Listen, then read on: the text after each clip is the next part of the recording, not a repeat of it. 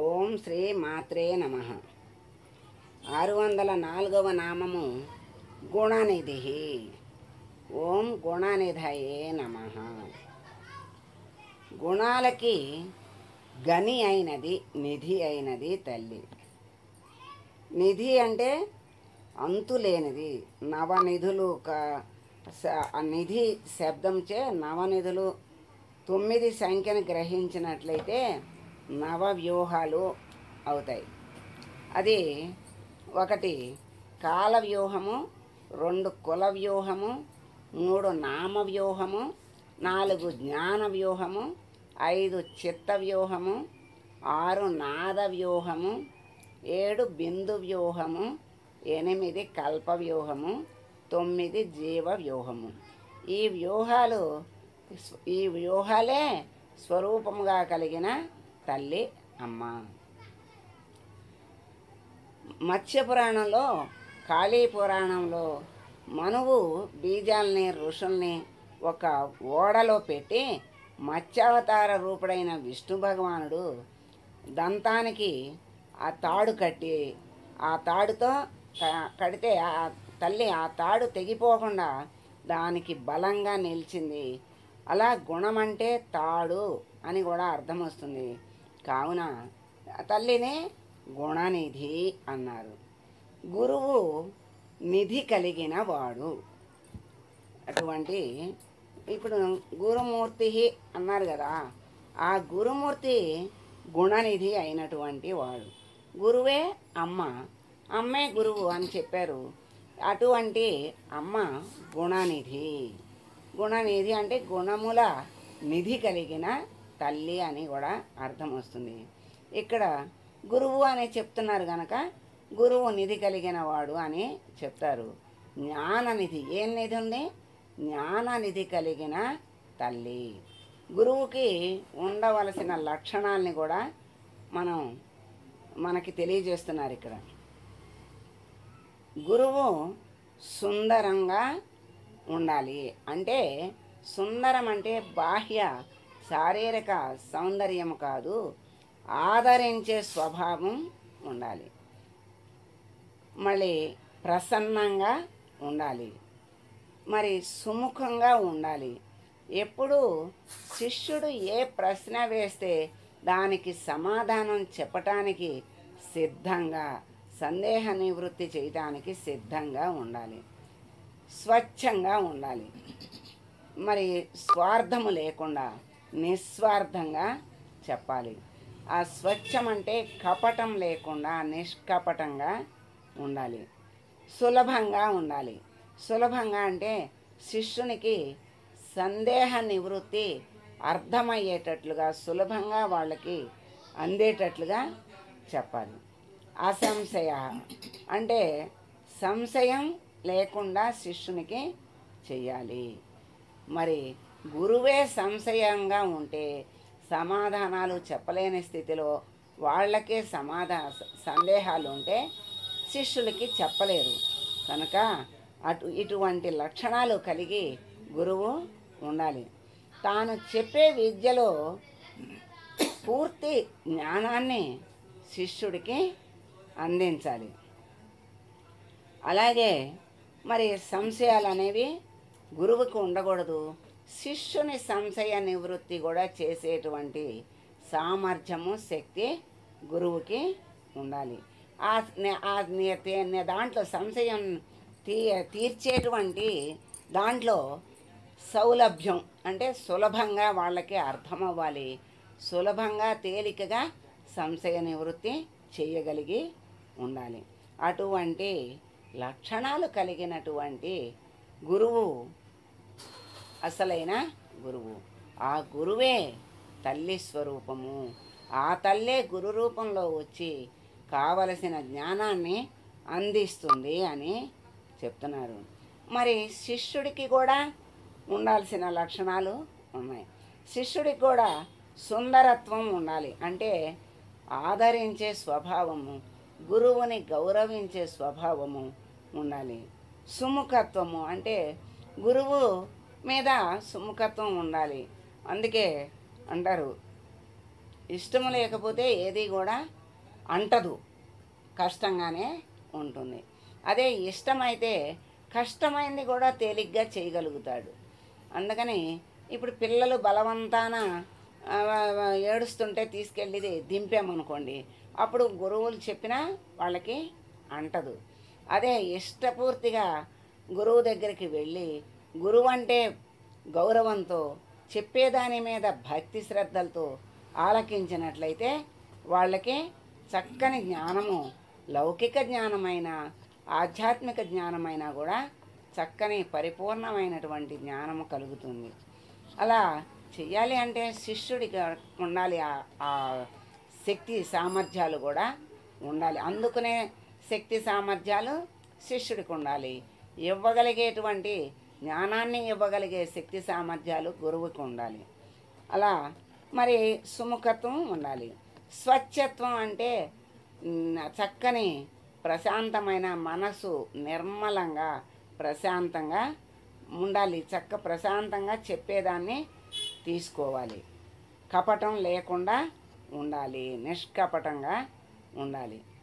అలా ఈ లక్షణాలు శిష్యుడికి కూడా ఉండాలి. చెప్పగలిగే లక్షణం గురువుకి, తర్వాత అందుకునే లక్షణము శిష్యుడికి ఉండాలి. అలా గురువుకి స్వలాభం అంటే స్వార్థము ఉండకూడదు. శిష్యుని దగ్గర నుంచి ఇది పొందాలి, అది పొందాలి, శిష్యుడు అది ఇవ్వాలి, ఇది ఇవ్వాలి అనే భావం ఎప్పుడు ఉండకూడదు. అది స్వార్థంతో కూడుకున్నటువంటి భావం గనక ఆ స్వార్థ భావన ఉండకూడదు. నిస్వార్థంగా, నిర్మలంగా, నిష్కపటంగా, ప్రశాంతంగా విద్యనే శిష్యునికి అందించాలి గురువు. మరి శిష్యుడు ఎలా ఉండాలి అంటే సర్వసమర్పణ చేసేటువంటి భావంతో ఉండాలి. మరి గురువుకి గురుదక్షిణగా మరి ఏకలవ్యుడు గురువుని అక్కడ పెట్టుకుని, గురువు చెప్పకపోయినా గురువు భావంతో అక్కడ గురువు విగ్రహాన్ని పెట్టుకుని విద్యనంతా భక్తి శ్రద్ధలు ఉన్నాయి అలా నేర్చుకుని గురుదక్షిణ అని గురువుగారు అడగంగానే వెనుక ఆడకుండా చక్కగా ముందు వెనుకలు చూడకుండా విలువిద్యకి కావలసినటువంటి ఆ బొటన వేలుని కూడా ఆయన సమర్పించేశాడు. అలా గురువుకి శిష్యుడికి ఎలా ఉండాలంటే గురువుకి ఏదైనా సమర్పించగలిగేటువంటి భావం ఉండాలి. అలా మనస్సుని ముందు ప్రధానంగా సమర్పించి గురువు మీద పెట్టి చక్కగా గురువు యొక్క బోధని వింటే చాలు గురువుకి ఆనందం కలుగుతుంది. ఆ శిష్యుడు తనంతటి వాడైతే ఆనందించేది గురువే. అలాగే మళ్ళీ అటువంటి వాళ్ళని శిష్యులు తయారు చేసినప్పుడే గురువు రుణం కొంతవరకు తీరినట్లు.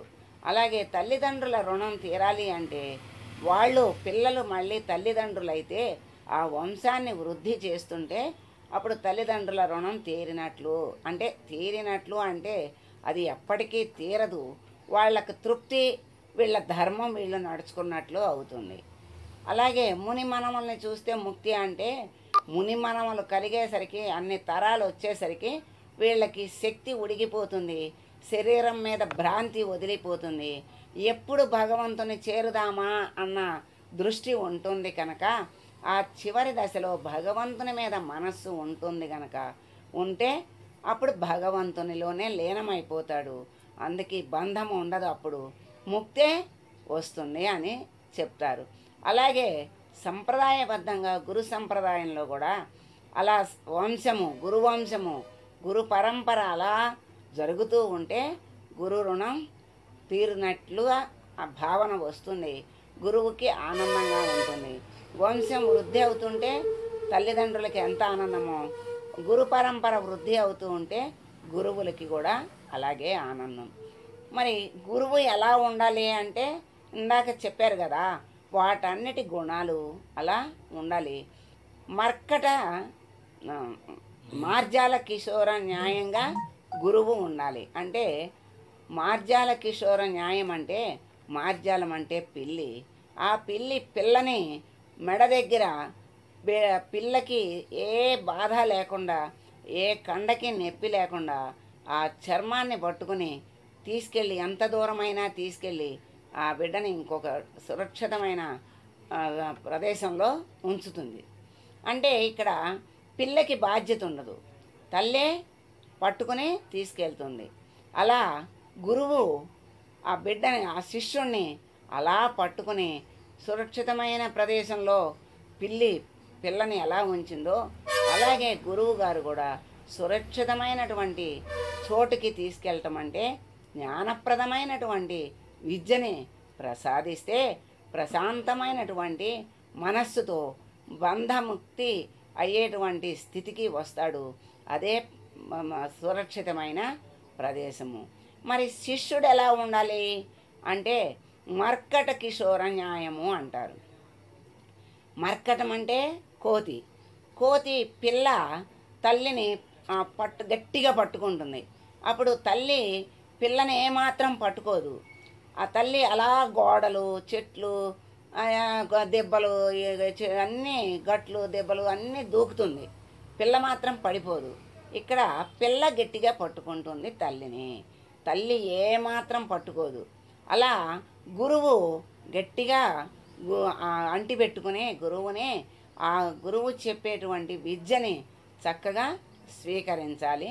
ఇక్కడ ఈ శిష్యుని యొక్క ధర్మం, గురువు యొక్క ధర్మం చక్కగా సురక్షితంగా ఉండేటువంటి స్థితికి శిష్యుణ్ణి తీసుకురావడం గురుధర్మం. అలా ఈ న్యాయాలు మనకి ఉదాహరణకి బాగా అర్థమవుతాయని ఇక్కడ ఈ ఉదాహరణలని చెప్పడం జరుగుతుంది. అలా గురువు అలా ఉండాలి, శిష్యుడు ఇలా ఉండాలి. ఇద్దరికీ కూడా ఆనందమే, ఇద్దరి లక్ష్యము నెరవేరుతుంది. శిష్యుడు తన వంతటి వాడు అవ్వాలని గురువుకి ఉంటుంది. అలా గురువు లక్ష్యం నెరవేరుతుంది. శిష్యుడికి గురువు అంతటి వాడిని అవ్వాలి అని శిష్యుడికి ఉంటుంది. అటువంటి లక్ష్యము నెరవేరుతుంది. అలా ఇద్దరి లక్ష్యాన్ని నెరవేర్చుకోవటమే ఇద్దరికీ కూడా ముక్తికి మార్గం అవుతుంది. అదే ముక్తి ధామాన్ని చేర్చుతుంది కూడా. అటువంటి గురుస్వరూపానికి ఉండవలసిన లక్షణాలు కలిగినటువంటి నిధి కలిగిన తల్లి గుణనిధి. అమ్మ గుణనిధి. ఆ గురువు రూపంలో ఉన్నటువంటి తల్లి గుణనిధి. అంటే ఇంతటి అనేక మంచి గుణాలు కలిగినటువంటి నిధి కలిగినటువంటి తల్లి అని మనకిక్కడ చెప్తున్నారు. ఈ నామం ద్వారా మనకి చక్కని అర్థాన్ని, గురు శిష్యుల యొక్క అర్థ పరమార్థాలని మనకి తెలియజేశారు.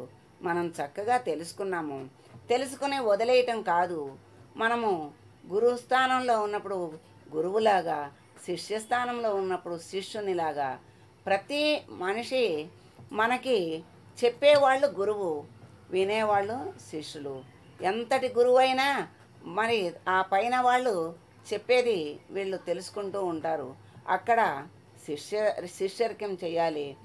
మరి చెప్పేటప్పుడు గురుత్వాన్ని వహించాలి.